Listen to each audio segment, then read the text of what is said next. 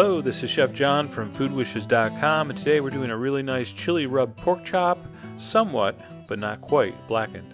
And on the blog you read about the blackened food craze of the late 70s, early 80s.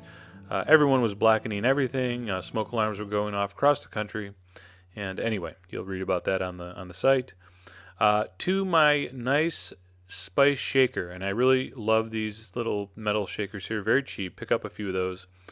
I'm going to add a half a teaspoon of black pepper, a half a teaspoon of allspice, all right, 2 teaspoons of sweet paprika. By the way, if you're writing this down, all the ingredients are on the website. All right, so that's sweet paprika. And I'm also going to add some ancho chili powder, which is a really nice chili powder. If you just buy generic chili powder, you don't know what's in that. They could grind up anything that's red. So I'm going to put 2 teaspoons of that in there. I did that kind of quick. All right, and I'm going to give that a little shake just to mix up the peppers and the peppers and the peppers and the allspice. And what we're going to do is we're going to coat some beautiful center cut pork chops, boneless center cut pork chops, with this spice rub. All right, so the amount I called for should just be the perfect amount to cover these. Now we're going to give it a nice thick layer on both sides. All right, so we're going to pat that in a little bit with your tongs. Now when they say rub, there's no rule. You don't have to use your hands. I mean, keep your hands off the pork. Use your tongs. We're going to shake the rest on the other side. Now, once that side's covered, I had a little bit left in the shaker. So what I did is I just shook it on the plate. Why? You're going to see in a second. I want the entire pork chop coated. So once my shaker was empty, I took my tongs, and that's right, I just patted all the sides, top, bottom, left, right, with the excess spice mix. Now, by the way, there's no salt in this yet. We're going to salt these before we put them in the saute pan. In fact, I think I forgot to show that.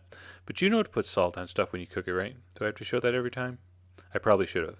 But anyway, there's no salt in this, but I'm going to coat those pork chops. See that? Perfectly coated. Now, we could fry those just like that if you had to.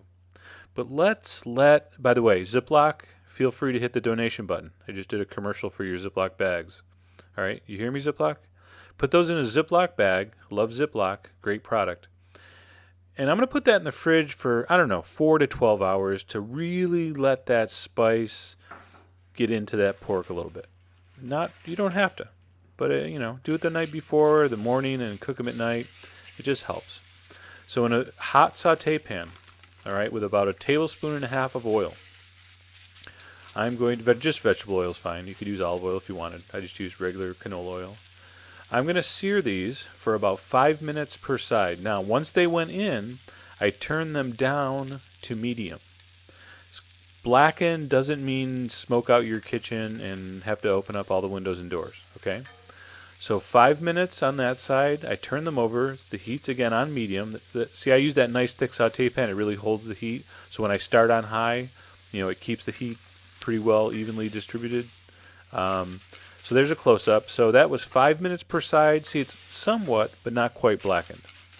Now here's the real trick. 5 minutes per side, those are not completely cooked. They're about, 60%. So the trick here, we're going to wrap them in foil. We're going to set them aside for 10 minutes, and the residual heat is going to finish cooking them to a perfect medium. Now, one note about the pan here, it's too black to make a pan sauce, but we don't need to, because 10 minutes later, when I unwrap those pork chops, see all that beautiful natural juice that's at the bottom? It's all flavored with the chili and the allspice. Very delicious. By the way, just because there's all that juice at the bottom doesn't mean these are dried out. These rested nicely and they're very moist inside. So there's plenty to spoon over 2 pork chops. Now again, if you want yours cooked a little more, all right, maybe go 6 to 7 minutes per side before you wrap it. That's up to you. I like mine medium. But anyway, that's personal preference. I served it with some delicious corn, shiitake arugula saute. You saw that in another demo. And really nice combination. So there it is, chili rub pork, sort of blackened, but not quite. Smoke alarm did not go off. All the ingredients are on the site as usual. And most importantly, enjoy.